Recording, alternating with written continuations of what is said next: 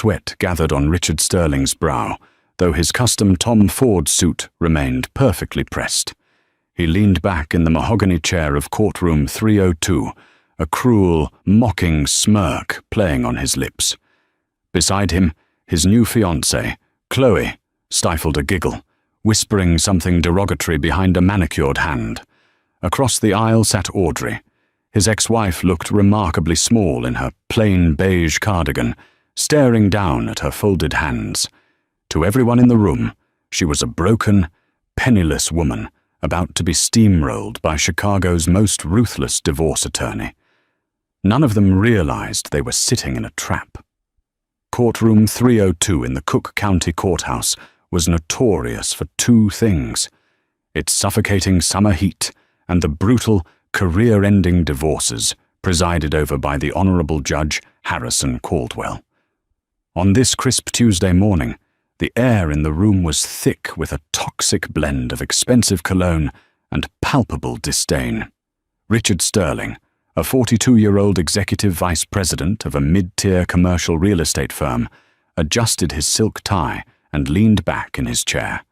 He had the kind of aggressive, polished good looks that belonged on a country club brochure. Beside him sat Gregory Pierce, a partner at one of Chicago's most predatory family law firms.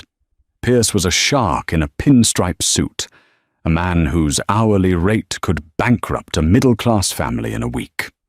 Directly behind Richard, sitting in the gallery despite the judge's repeated glares, was Chloe DuPont. Chloe was 26, a former marketing assistant at Richard's firm, and his current fiancé.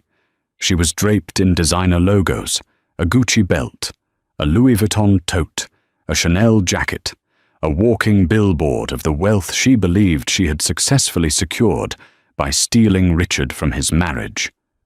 And then there was Audrey. Audrey Kensington, 39, sat at the petitioner's table. She wore a simple beige cardigan over a modest navy blouse, her dark hair pulled back into a severe, unpretentious bun. She wore no jewelry, no designer labels. Her posture was perfectly straight, her hands folded neatly atop a manila folder resting on the table. To the casual observer, she looked like a tired school teacher or an overworked librarian, someone utterly out of her depth in a high-stakes financial bloodbath. "Your Honor," Gregory Pierce boomed, his voice resonating against the wood-paneled walls. "We are here today because the petitioner, Ms. Kensington, refuses to accept reality. My client, Mr. Sterling, has offered a more than generous settlement. He has offered a lump sum of $75,000. In exchange, he simply asks to retain full ownership of the assets he single-handedly financed during their 10-year marriage, the Gold Coast penthouse, the Michigan Lake House, and his retirement portfolio. Ms. Kensington's continued demand for half of my client's hard-earned estate is not only mathematically absurd, but it borders on extortion." Judge Caldwell, a man with a shock of white hair and a perpetual scowl, peered over his wire-rimmed glasses. "Extortion is a strong word, Mr. Pierce. Let's stick to the financial disclosures." "The financial disclosures speak for themselves, Your Honor," Pierce countered, stepping out from behind his desk to pace the floor. It was theatrical, designed to humiliate. Throughout their decade-long marriage, Mr. Sterling was the sole breadwinner. He routinely brought in upwards of $500,000 a year in base salary and bonuses. And Ms. Kensington? She dabbled. She played on her computer. She called herself a freelance consultant, a title that, according to her own tax returns, yielded roughly $20,000 to $30,000 a year. She was a dependent, Your Honor, and now that the marriage is dissolved, she wishes to remain a dependent. A low snicker echoed from the gallery. Chloe was whispering loudly to a friend she had brought along for moral support. "She can't even afford a decent lawyer," Chloe murmured, loud enough for the first 3 rows to hear. It was true that Audrey's attorney didn't look the part of a high-powered litigator. Evelyn Reed sat next to Audrey, her reading glasses perched on the end of her nose, quietly scribbling notes on a yellow legal pad. Evelyn ran a small boutique practice. She didn't wear bespoke suits or flash expensive watches. She looked as unassuming as Audrey. Richard leaned over to Pierce and muttered, "Look at her. She's terrified. She knows she's got nothing. Push for the legal fees, Greg. Make her pay for dragging this out." "Patience, Richard," Pierce whispered back smoothly. "We let her bleed out on the stand today. By tomorrow, she'll be begging to take the 75 grand. Audrey heard the whispers. She felt the heavy, suffocating weight of their mockery. 10 years ago, she had married Richard because she believed in his ambition. She had loved his drive. But over the years, that drive had mutated into a grotesque narcissism. As Richard's salary climbed, so did his ego. He began to view Audrey not as a partner, but as a piece of outdated furniture, something comfortable but decidedly unglamorous, something to be replaced when a newer, shinier model came along. When he had handed her the divorce papers 6 months ago, right after their 10th anniversary dinner, he had been utterly devoid of empathy. "You've stalled, Audrey," he had told her, standing in the foyer of the penthouse she had spent years turning into a home. "I'm moving up in the world, and you're still just... Here, you have no ambition. You have no drive. Chloe understands my world. You just live in it." Audrey hadn't cried. She hadn't screamed. She had simply packed a single suitcase, called an Uber, and left. Richard assumed her silence was the paralysis of a broken, helpless woman. He assumed she had retreated to a cheap apartment to lick her wounds and figure out how to survive on her meager freelance income. He was wrong. So spectacularly, unbelievably wrong. "Ms. Reed," Judge Caldwell said, breaking the heavy silence in the room. "Does your client have a response to Mr. Pierce's characterization of the marital assets?" Evelyn Reed stopped writing. She tapped her pen twice on the desk, a small, rhythmic sound. She stood up, smoothing down her sensible grey skirt. "We do, Your Honor," Evelyn said, her voice calm and remarkably steady. "We dispute Mr. Pierce's assessment of the marital estate. Furthermore, we dispute the narrative that Mr. Sterling was the primary financial pillar of this marriage. We are fully prepared to proceed with the asset discovery process, and we believe the court will find Mr. Sterling's settlement offer to be vastly disproportionate to the reality of the situation." Pierce actually laughed out loud. "Disproportionate? Your Honor, we have provided 3 years of bank statements. Ms. Kensington's primary checking account has a current balance of $14,200. Mr. Sterling's assets are valued at roughly $4.2 million. The math is not complex." Audrey slowly raised her eyes and met Richard's gaze across the room. Richard flashed her a patronizing, pitying smile. He mouthed the words, "Give up." Audrey didn't smile back.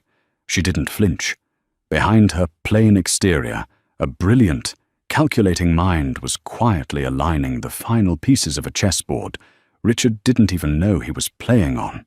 To understand the absolute delusion of Richard Sterling, one had to look back exactly 7 years to the 3rd year of their marriage. At the time, Richard had just been promoted to director at his firm. He was obsessed with status. He bought a Porsche he could barely afford and insisted they move into the Gold Coast penthouse, taking out a massive mortgage that stretched their monthly budget to its absolute breaking point. Audrey, who had a degree in computer science and applied mathematics from Northwestern, had tried to warn him. She had shown him spreadsheets, projected interest rate hikes, and pleaded with him to build a safety net. Richard had waved her off. "You don't understand leverage, Audrey," he had said, condescendingly, swirling a glass of expensive scotch. "You think like a middle-class clerk. I think like a wealth builder. Stick to your little website designs. Let me handle the real money." So, Audrey did exactly what he asked. She let him handle his money, and she quietly began handling hers. Audrey wasn't just doing website designs, she was a savant in data architecture. While Richard was out at steakhouses, schmoozing clients and complaining to his colleagues about his unambitious wife, Audrey was sitting at the small desk in the spare bedroom, writing code. She identified a massive inefficiency in how mid-level logistics companies tracked their supply chain overheads. Over the course of 18 months, working 12-hour days fueled by black coffee and sheer determination, she built a proprietary SaaS, software as a service platform to solve it. She named the software Ethelgard Logistics. She launched it quietly. Within 6 months, she had her first major corporate client. Within a year, she had 20.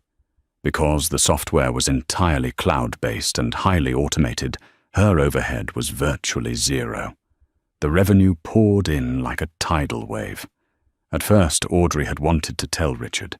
She had planned a special dinner to celebrate her first $1 million in annual recurring revenue. But that very night, Richard had come home drunk, furious about a bonus he had missed out on. He had taken his anger out on her, mocking her clothes, mocking her hobby, and telling her she was lucky he was around to keep a roof over her head. That night, something inside Audrey snapped. The love she had for him didn't die instantly, but the trust completely evaporated. She realized that if she told Richard about the money, he wouldn't celebrate her. He would co-opt it. He would use her success to inflate his own ego, spend her money on more flashy cars, and claim he had mentored her into success. So Audrey built a fortress. She hired a premier corporate structuring firm in Delaware. She created a blind trust, the Vanguard Oak Trust, which owned a holding company named Horizon Zenith Capital. Horizon Zenith Capital owned Ethelgard Logistics. On paper, Audrey Kensington was entirely invisible. She paid herself a modest consulting fee of $30,000 a year, which was direct deposited into the joint checking account she shared with Richard. This was the money she used to buy groceries and pay her portion of the utilities. Richard never asked questions because Richard never cared. He saw the $30,000 on their tax returns and felt vindicated in his belief that he was the superior provider. By year 5 of their marriage, a global tech conglomerate took notice of Ethelgard. They saw it dominating the mid-market logistics sector and made a buyout offer. Audrey negotiated the deal entirely through her legal team in Delaware. The final purchase price was $850 million. Cash and restricted stock. When the deal closed, Audrey sat at her desk in the spare bedroom, looking at an account balance that defied comprehension. She was 34 years old, and she was nearly a billionaire. She walked out to the living room, where Richard was aggressively playing golf on a VR headset, complaining about how his co-workers were idiots. He didn't even look at her when she walked in. From that day forward, Audrey shifted from tech entrepreneur to apex investor. Horizon Zenith Capital began acquiring quiet, highly lucrative assets. Massive tracts of commercial timberland in the Pacific Northwest, a series of high-end boutique hotels in Europe, and a 50% stake in a revolutionary lithium extraction startup. By the time Richard handed her divorce papers, Audrey's net worth had eclipsed $1.4 billion, and she had kept it utterly, entirely hidden from a man who shared her bed, but never bothered to ask about her day. Back in courtroom 302, Gregory Pierce was thoroughly enjoying the sound of his own voice. He had called Audrey to the stand for direct examination, a move designed purely to break her spirit early in the proceedings. "Ms. Kensington," Pierce said, leaning against the wooden railing of the witness box, invading her personal space. "Let's talk about your contributions to this marriage. In the year 2021, did you purchase a new vehicle? Yes, Audrey said quietly. And what kind of vehicle was it? A Honda Civic. A reliable car, Pierce noted, his tone dripping with sarcasm. And how did you pay for this vehicle? I leased it, Audrey replied. You leased it? Because you couldn't afford to buy it outright, correct? Pierce pressed. Because your income as a freelance consultant was a mere $28,000 that year? Objection, Evelyn Reed said mildly from her table. Argumentative. Sustained. Mr. Pierce, stick to the facts, Judge Caldwell warned. The fact, Your Honor, is that my client paid the mortgage, the insurance, the grocery bills and the utility bills. He funded their lifestyle entirely, Pierce said, turning his back to Audrey and facing the judge. He then spun back around, pointing a finger at her. Miss Kensington, isn't it true that during the month of October last year, your credit card was declined at a grocery store, and Mr. Sterling had to transfer funds into your account to cover a $100 bill? Chloe snorted from the gallery. Richard smiled. Yes, Audrey said. Her voice didn't waver. That is true. It was true. What Pierce didn't know was that Audrey's card had been declined because she had triggered a fraud alert by attempting to wire $35 million to an escrow account in Geneva earlier that morning, and her bank had temporarily frozen all her domestic cards as a security measure. She had asked Richard for $100 to buy dinner, and he had lectured her for 20 minutes about her reckless spending habits before transferring the money. No further questions for this witness at this time, Your Honor, Pierce said, strutting back to his table like a rooster. I think the court has a very clear picture of the financial dynamics of this marriage. Judge Caldwell looked at Evelyn Reed. Ms. Reed, would you like to cross-examine? Not at this moment, Your Honor, Evelyn said. However, I would like to formally submit our counter-discovery documents to the court and to opposing counsel. I believe they will provide a fuller picture of the marital estate. Gregory Pierce didn't even bother to look at the thick stack of manila envelopes Evelyn Reed handed to his paralegal. He assumed it was a desperate attempt to scrounge up receipts for minor home improvements, or perhaps a pathetic attempt to lay claim to the equity in Richard's Porsche. Your Honor, Pierce sighed, exasperated. We are willing to review whatever trivial expenses Miss Reed has compiled, but I must reiterate my client's position. We are asking for a clean break. Mr. Sterling retains his assets, his retirement, and his real estate. He assumes the remaining mortgage debt. Miss Kensington takes the $75,000 and walks away. If she refuses, we will be seeking a court order to force the sale of nothing, and we will petition for Miss Kensington to cover our legal fees for this egregious waste of the court's time. Judge Caldwell frowned, flipping through the initial pages of the binder Evelyn had placed on his bench. He adjusted his glasses. He looked closer.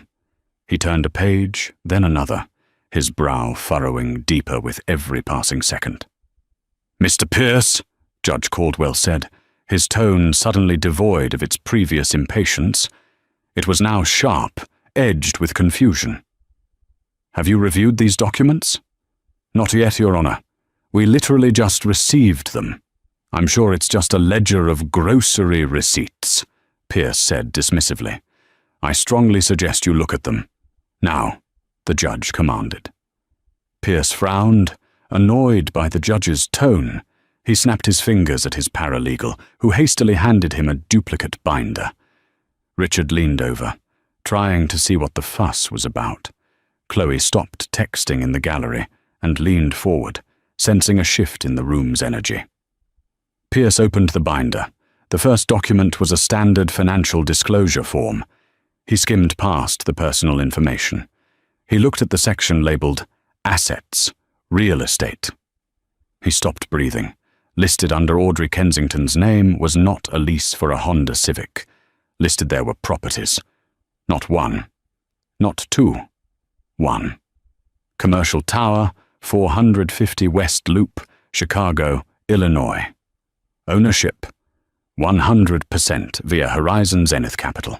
Valuation, $145 million. 2. Residential estate, Lake Forest, Illinois. Ownership, 100%. Valuation, $12,500,000. 3. 3 boutique hotels, Paris, France. Ownership, 100% via Vanguard Oak Trust. Valuation, €68 million. Pierce blinked rapidly. He felt a sudden, cold dread pool in his stomach. He flipped the page to liquid assets and equities. Account 1. J.P. Morgan Private Bank. Balance, $214,500,000. Account 2. UBS Wealth Management. Geneva. Balance, $410 million. Corporate holdings, 50% equity in Ethereum Lithium Corp. Estimated valuation, $650 million. What is this? Pierce croaked. His booming theatrical voice was completely gone. He sounded like a man who had just swallowed glass. Is this a joke? This is fraudulent documentation, Your Honor. This is perjury. Richard grabbed the binder from Pierce's hands. He stared at the numbers. His eyes widened until they looked like they might pop out of his skull. 410 million? What is this, Audrey? What kind of sick prank is this? Audrey sat perfectly still. She looked at Richard, her expression serene, almost pitying. Your Honor, Evelyn Reed said, stepping forward. Her demeanor was no longer mild, it was commanding. As the court can clearly see from the verified, audited financial statements provided by Goldman Sachs, J.P. Morgan, and our corporate trustees in Delaware, my client, Ms. Kensington, possesses a net worth of approximately $1.42 billion. These assets were acquired during the course of her marriage to Mr. Sterling. Chaos erupted in courtroom 302. "Billion!" Chloe screamed from the gallery, leaping to her feet. "She's a billionaire! You said she was broke!" She hit Richard on the shoulder. "Silence in the gallery!" Judge Caldwell bellowed, slamming his gavel. "Bailiff, if that young woman speaks again, escort her out!" Chloe clamped her hands over her mouth, her eyes wide with shock and horror as she stared at the woman in the cheap beige cardigan. Richard was hyperventilating. His perfectly pressed suit suddenly felt like a straitjacket. He looked at his own lawyer, panic setting in. Greg, tell them this is fake. Tell them she's lying." "Your Honor," Pierce stuttered, visibly sweating now. We had no knowledge of these assets. This completely changes the scope of the discovery." "It certainly does, Mr. Pierce," Evelyn Reed interrupted smoothly. "Illinois is an equitable distribution state. Assets acquired during the marriage are subject to division. However, it is also a state that frowns heavily upon financial abuse, abandonment, and the dissipation of marital assets for the purpose of carrying on an extramarital affair." Evelyn walked over to the defense table and dropped another, thinner folder in front of Pierce. "What is this?" Pierce asked, terrified to open it. "That," Evelyn said, her voice ringing out clearly, "is a detailed accounting of Mr. Sterling's financial activities over the past 3 years. You see, while my client was quietly building a billion-dollar empire, Mr. Sterling was busy committing fraud." Richard's face drained of all color. "Fraud? I didn't." "You did, Richard," Audrey spoke for the first time since she had left the witness stand. Her voice wasn't loud, but in the stunned silence of the courtroom, it carried like a gunshot. "You forged my signature." Evelyn opened the folder for Pierce, pointing a manicured finger at the highlighted documents. 2 years ago, Mr. Sterling took out a second mortgage on the Gold Coast penthouse. He needed liquid cash to fund his lifestyle, specifically a series of luxurious vacations to St. Bart's with his current fiancée, Ms. DuPont, and to purchase a $300,000 yacht. Evelyn turned to the judge. Because Miss Kensington was technically a co-owner of the penthouse, her signature was required on the loan documents. She never signed them.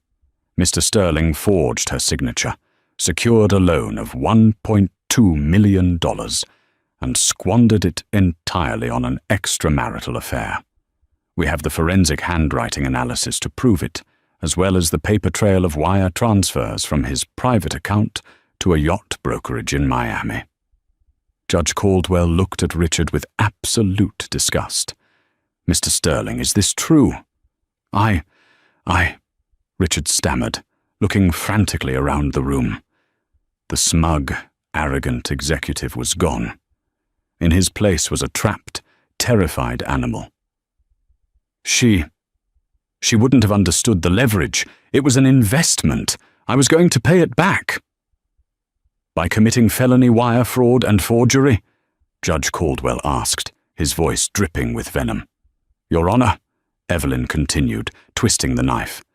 Mr. Pierce stood here today and demanded that my client accept $75,000 and walk away, leaving Mr. Sterling with his hard-earned estate. We would like to officially reject that offer. Evelyn pulled out a final sheet of paper. Our counter-offer is as follows. Given Mr. Sterling's egregious financial misconduct and felony forgery, we are petitioning the court for an unequal distribution of the marital estate. Ms. Kensington will retain 100% of her corporate holdings, liquid assets, and real estate acquired through Horizon Zenith Capital, as Mr. Sterling contributed absolutely nothing to their creation or maintenance, and actively impeded her career. She paused, letting the reality sink in. Furthermore, we are petitioning that Mr. Sterling assume sole responsibility for the $1.2 million fraudulent mortgage he originated. We are also demanding that he surrender his equity in the Gold Coast penthouse to offset the legal fees Ms. Kensington has incurred to uncover his fraud. You're taking everything, Richard whispered, his voice cracking. You're leaving me with debt? Audrey looked at him, her face completely unreadable. I'm leaving you with exactly what you built, Richard. Nothing but a house of cards. Pierce was frantically whispering to Richard. Don't say another word. Do you understand me? Shut up! You're looking at prison time if they refer this to the district attorney. We can fight this, Richard hissed back, grabbing Pierce's lapels. She has $1 billion. I'm entitled to half. The law says I'm entitled to half. Mr. Sterling, control yourself, Judge Caldwell warned. Evelyn smiled a thin, dangerous smile. Mr. Sterling believes he is entitled to half of a fortune he routinely mocked. But there is one final detail we must address regarding the Vanguard Oak Trust, Your Honor. Evelyn handed a single document to the bailiff, who walked it up to the judge. When Ms. Kensington established the trust in Delaware, Evelyn explained, she included a standard moral turpitude and fidelity clause. It is a highly specific covenant, stating that any beneficiary or spouse of a beneficiary forfeits all claims to the trust's assets if they are proven to have engaged in documented financial infidelity or adultery that results in the dissolution of the marriage. Evelyn looked directly at Chloe, who was now weeping silently in the gallery. We have provided the court with over 400 pages of text messages, hotel receipts, and photographs documenting Mr. Sterling's affair with Miss DuPont, spanning back 2.5 years. By his own actions, Richard Sterling legally locked himself out of $1 billion fortune. Richard slumped into his chair, as if he had been physically struck. The air rushed out of his lungs. He looked at the plain beige cardigan Audrey wore. It wasn't a symbol of poverty.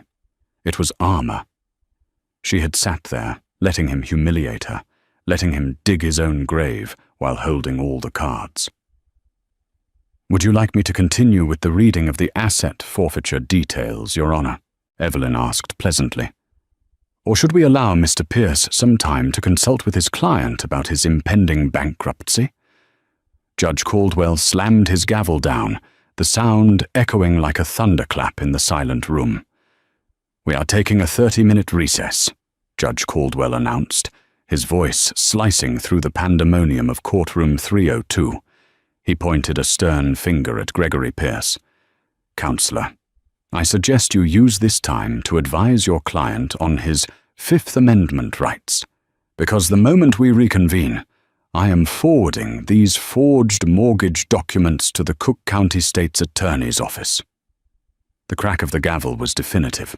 The judge swept out of the room, leaving behind a suffocating silence that lasted only a second before the courtroom erupted again.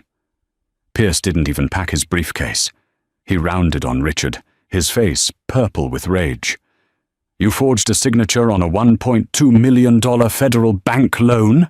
He hissed, his voice dropping to a furious whisper. You lied to me during discovery. Do you have any idea what you've done to my firm's reputation? To me? Greg, please! You have to fix this, Richard pleaded, his hands trembling as he reached for his lawyer's sleeve. She set me up. She hid $1 billion. She hid it legally, you idiot, Pierce spat, violently shaking off Richard's grip. She put it in a Delaware blind trust. It's airtight. But you committed felony wire fraud. I am a divorce attorney, Richard. I don't do white-collar criminal defense, and even if I did, I wouldn't touch you with a 10-foot pole. My retainer just tripled, and if you can't pay it by noon, I am filing a motion to withdraw as your counsel. Pierce stormed out of the courtroom, leaving Richard standing alone at the defense table, looking like a man who had just stepped on a landmine and was waiting for the click. In the gallery, Chloe was having a full-blown meltdown. The carefully curated illusion of her glamorous future had just evaporated in the span of 20 minutes. She pushed past the wooden swinging gate, her expensive heels clicking frantically on the linoleum. "Richard!" she shrieked, her voice stripped of its usual breathy, flirtatious tone. "Is it true? You don't have the money? You took out a loan for the boat?" "Chloe, baby, keep your voice down," Richard begged, looking nervously at the bailiff who was watching them with undisguised amusement. "I can explain. We just hit a little bump. I'm still a vice president. I still make $500,000 a year." $500,000? Chloe interrupted, laughing hysterically. "You owe more than $1 million to the bank. You're going to jail. I didn't sign up for this. I signed up for a penthouse and St. Bart's, not conjugal visits." Across the room, Audrey was calmly packing her beige canvas tote bag. Evelyn Reed handed her a sealed copy of the transcripts. Neither woman paid any attention to the soap opera playing out at the defense table. They moved with the quiet efficiency of snipers who had just confirmed their target was neutralized. As Audrey turned to walk down the center aisle, Richard broke away from Chloe and blocked her path. His face was pale, slick with cold sweat. The arrogant sneer he had worn just an hour ago was entirely gone, replaced by the desperate, wide-eyed look of a drowning man. "Audrey. Odie, wait," Richard stammered, holding his hands up placatingly. Let's just talk about this. As adults. We were married for 10 years.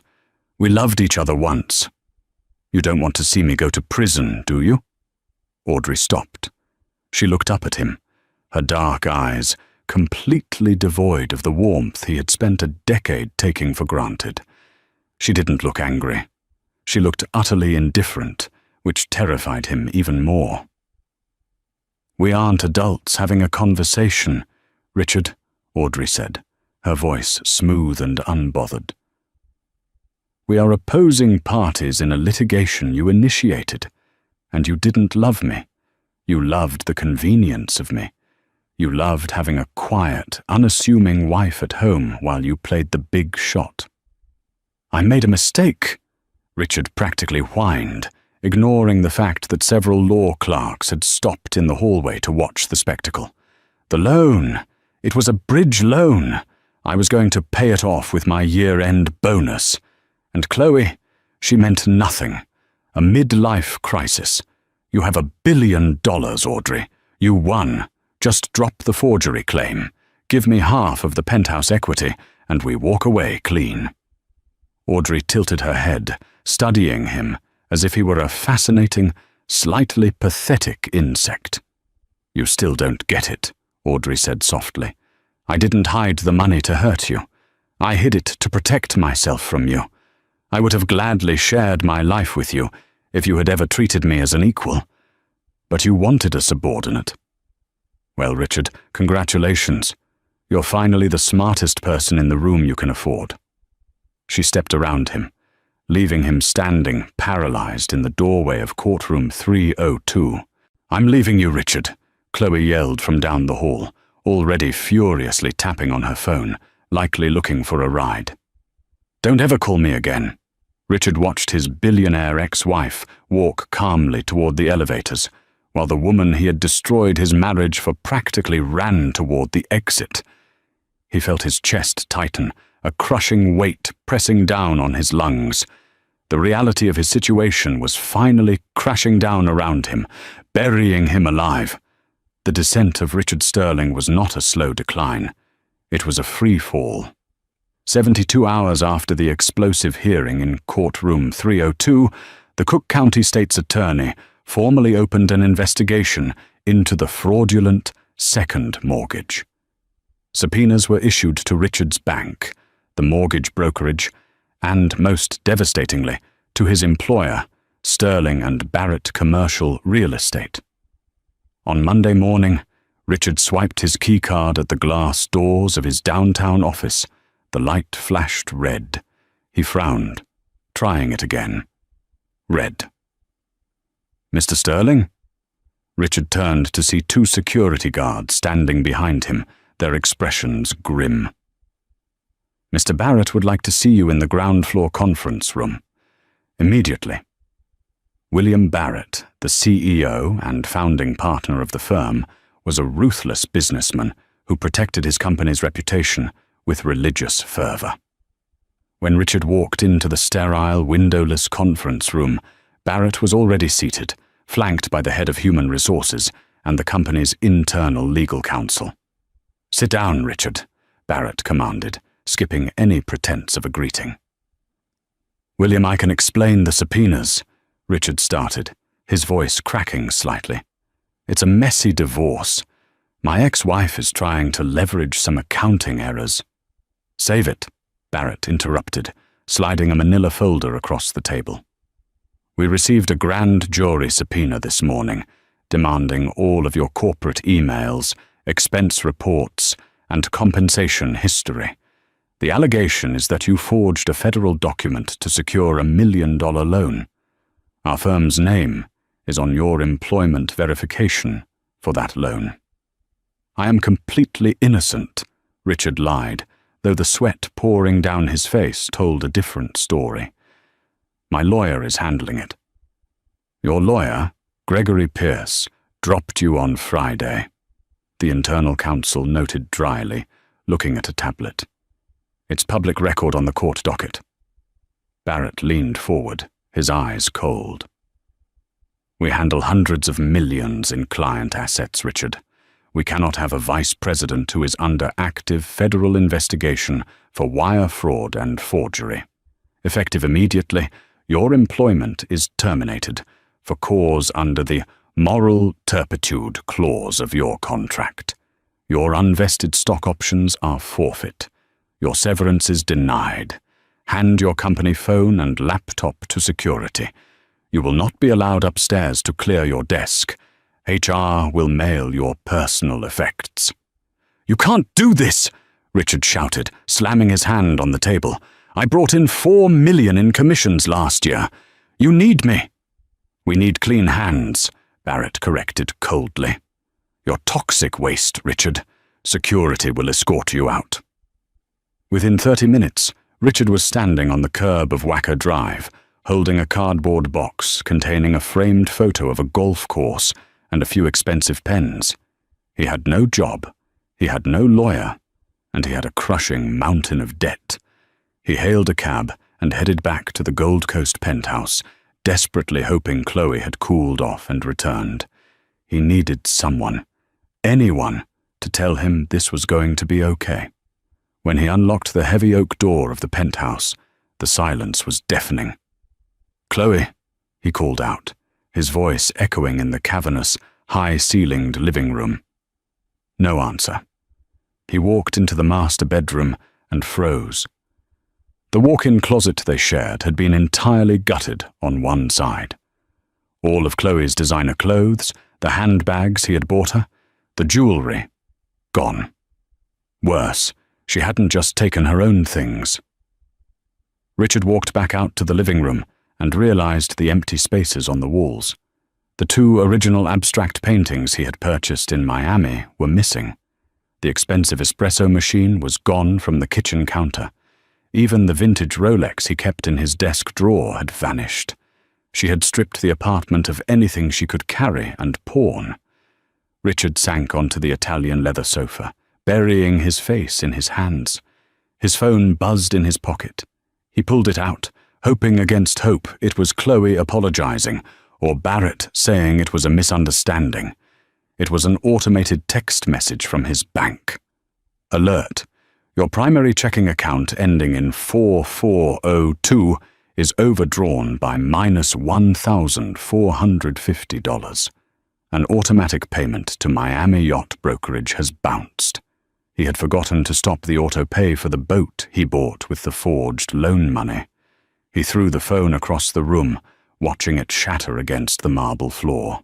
Over the next 2 months, the walls closed in completely.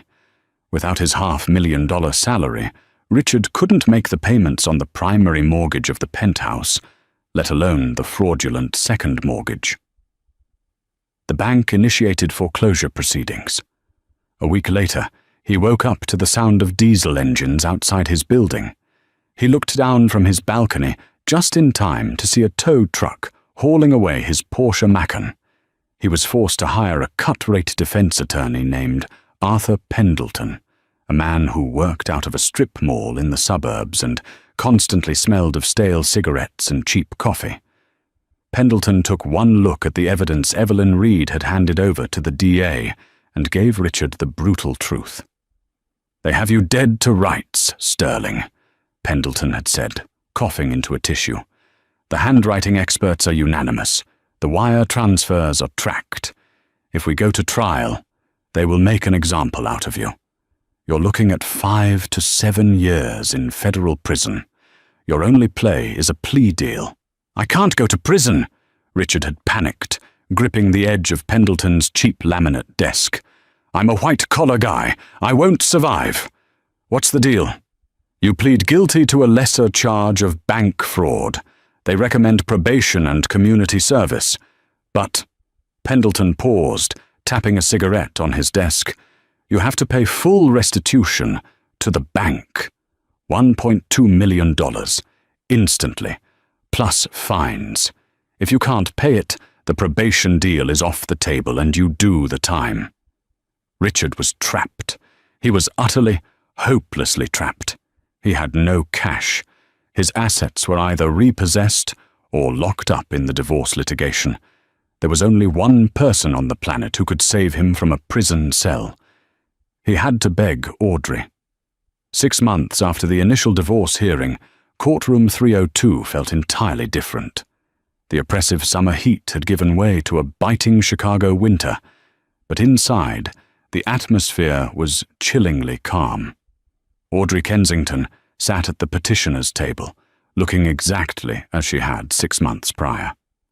She wore a tailored black blazer this time, but her demeanor was the same, composed, quiet, and utterly immovable.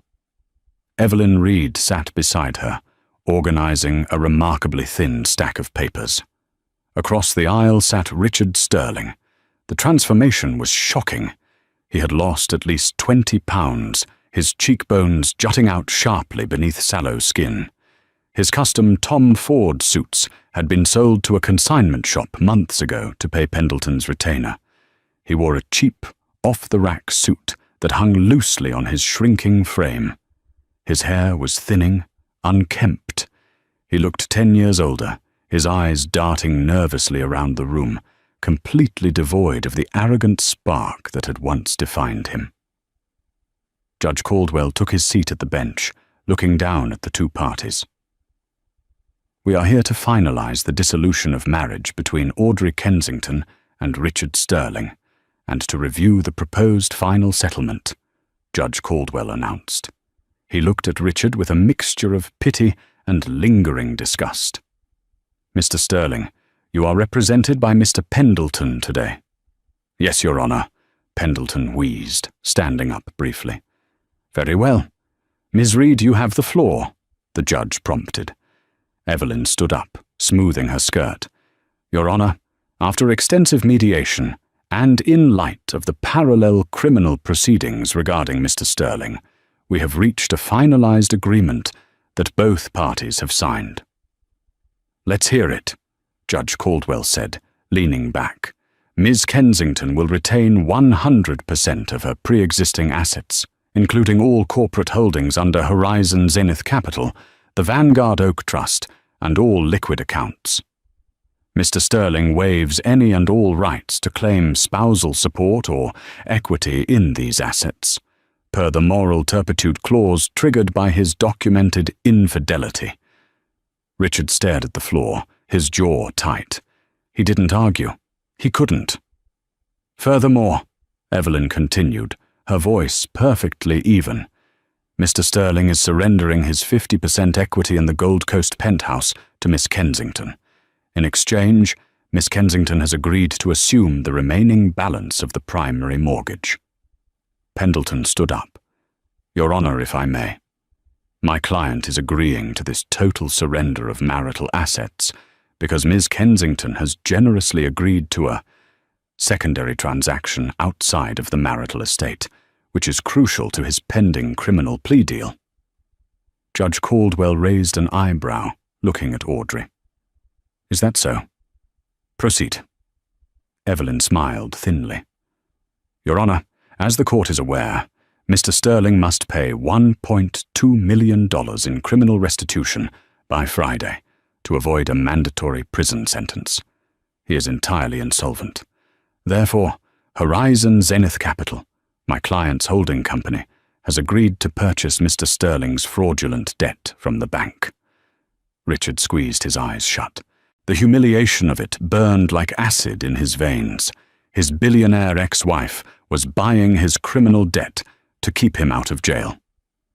To be clear, Evelyn emphasized, looking directly at Richard, this is not a gift. It is a structured corporate loan.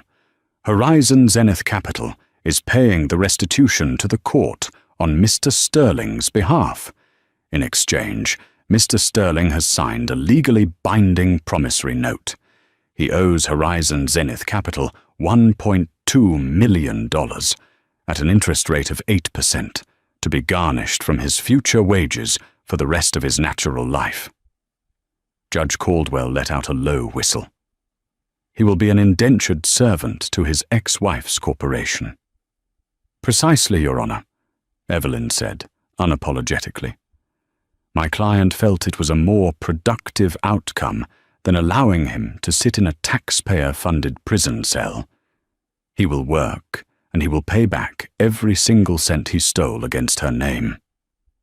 Mr. Sterling, Judge Caldwell asked, leaning over the bench, do you understand the terms you have agreed to?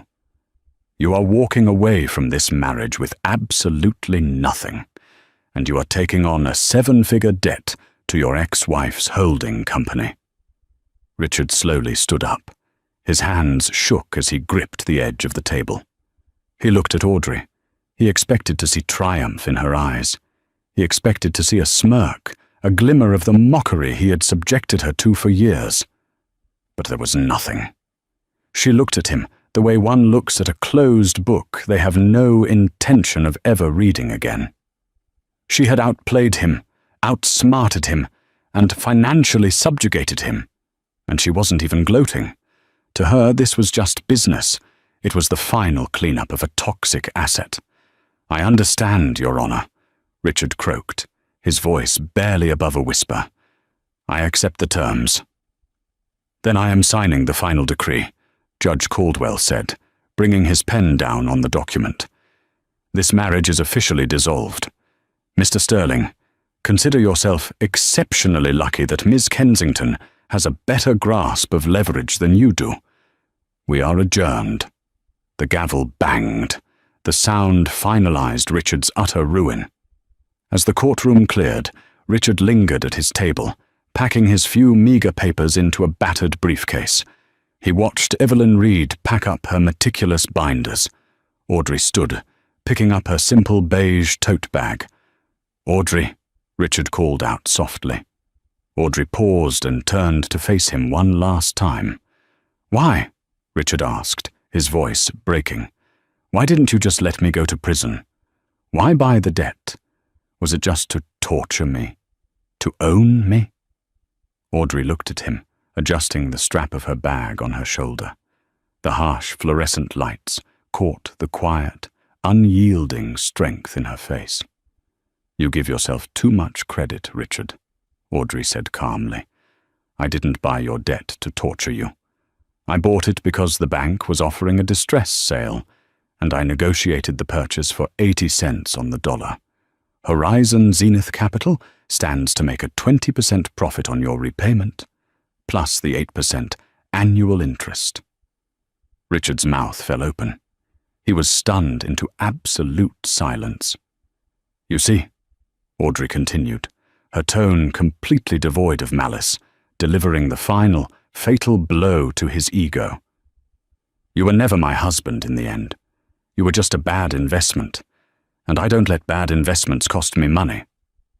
With that, the billionaire turned and walked out of the courtroom, leaving Richard Sterling standing in the wreckage of a life he had arrogantly dismantled with his own 2 hands. 2 years had passed since the heavy wooden doors of courtroom 302 closed on Richard Sterling's lavish, deceitful life.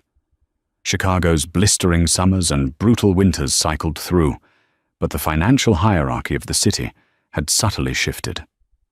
Audrey Kensington had not bought a super yacht. She had not purchased a fleet of neon sports cars, nor had she plastered her name across a hospital wing. True to her nature, she remained an invisible force. She upgraded her wardrobe from department store cardigans to understated, bespoke, Loro Piana cashmere, but she still drove herself to the grocery store. Her company, Horizon Zenith Capital, however, had grown into an apex predator in the private equity ecosystem. Operating from a sleek, unlisted office overlooking the Chicago River, Audrey quietly orchestrated billions. Her success was so profound and efficiently managed that it began attracting the attention of the ultra-elite. Just last month, she had politely declined a highly publicized joint venture acquisition offer from Ken Griffin, the billionaire founder of Citadel, simply because she preferred to keep her board of directors entirely independent. Griffin had reportedly been stunned. Nobody turned down Citadel, but Audrey Kensington did. She didn't need the capital, and she certainly didn't need the validation. Evelyn Reed, who had since become Horizon Zenith's chief in-house counsel, walked into Audrey's corner office on a rainy Tuesday afternoon. She dropped a pristine, leather-bound folder onto Audrey's glass desk. "Quarterly reports," Evelyn said, pouring herself a cup of green tea from a silver carafe. The lithium extraction startup in Nevada just cleared its environmental hurdles. We're projecting a 400% return by Q3. Audrey didn't look up from her laptop, though a small smile touched her lips. "Excellent. Roll 50% of the initial profits into the Vanguard Oak philanthropic arm. I want to fully fund that domestic abuse shelter initiative we discussed." "Done," Evelyn said. She paused, tapping her manicured fingernail against the leather folder. "And I have the monthly disbursement report from accounting, including the Special debt collection. Audrey finally looked up, closing her laptop. How is Mr. Sterling keeping up with his corporate obligations? Evelyn couldn't help but smirk. He's remarkably punctual, mostly because he has no choice. The court-ordered garnishment takes exactly 35% of his gross income before it ever hits his checking account. Richard's life had become a masterclass in irony. Following his conviction for misdemeanor bank fraud, a plea deal that kept him out of a cell but permanently destroyed his corporate reputation, he had been entirely blacklisted from commercial real estate. No reputable firm in the Midwest would touch an executive with a forgery record. Desperate, broke, and drowning in the 8% interest he owed his ex-wife's holding company, Richard had been forced to take a mid-level logistics management job at a regional freight carrier in the grim, industrial outskirts of Joliet. He lived in a cramped, 200-square-foot studio apartment that smelled faintly of boiled cabbage and damp drywall. He drove a rusted 2008 sedan with a broken heater. Chloe, predictably, had never spoken to him again, last seen on Instagram, tagging herself on a yacht in Monaco with a 60-year-old hedge fund manager. But the true poetic justice of Richard's existence wasn't the garnishment. It was his daily routine. "Did you know," Evelyn said, her eyes gleaming with amusement, "that Pioneer Freight, Richard's new employer, is one of the mid-market logistics companies that uses Ethelgard software?" Audrey leaned back in her chair, steepling her fingers. "I am aware. They signed a 5-year enterprise contract with us last November. Which means," Evelyn noted, "that every single morning when Richard Sterling logs into his cheap cubicle computer to track freight manifests for $12 an hour, the very first thing he sees on his monitor is your company's logo." It was devastatingly true. Every day at 7:30 a.m., Richard sat beneath a flickering fluorescent bulb, typed his password into the employee portal, and was forced to stare at the sleek, blue Ethelgard logistics splash screen. It was a daily, inescapable reminder that the woman he had belittled, the unambitious wife he had financially abused and discarded, was the architect of his entire reality. She owned his debt. She owned the software he used to scrape together a miserable living. She owned the very air he breathed in the corporate world. He was trapped inside the empire she had built while he was busy mocking her. "Has he ever reached out?" Evelyn asked quietly, sipping her tea. "Once," Audrey replied, her tone completely neutral. "About a year ago. He sent an email to the corporate inbox, begging to renegotiate the interest rate. He said he couldn't afford to fix his car." "And what did you do?" Audrey stood up, walking over to the floor-to-ceiling window. She looked down at the sprawling, vibrant city below, a city that she now quietly owned a significant fraction of.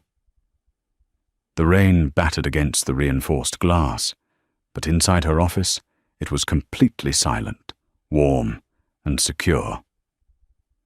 "I forwarded it to the automated customer service desk," Audrey said softly.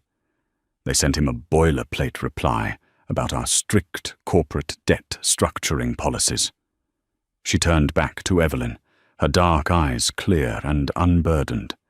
The ghost of Richard Sterling no longer haunted her.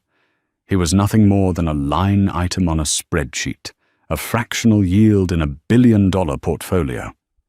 "We are done looking backward, Evelyn," Audrey said, her voice ringing with quiet, absolute authority. "Let's focus on the European acquisitions.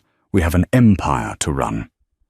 "They mocked the ex-wife in court, not knowing she's a billionaire," is a narrative that fundamentally explores the blinding nature of arrogance and the quiet, undeniable strength of preparation. Richard's downfall wasn't merely a result of his financial crimes, it was a direct consequence of his hubris. He fundamentally misunderstood power, mistaking volume and flashy displays of wealth for actual security. Audrey, conversely, understood that true power is entirely silent. It doesn't need to scream for attention or tear others down to validate itself. By mirroring her abuser's cold, calculating nature, but applying it legally and strategically, she transformed her victimhood into absolute autonomy. Ultimately, the story serves as a satisfying reminder. Never underestimate the quietest person in the room, for they are often the ones carefully designing the chessboard while everyone else is just playing checkers.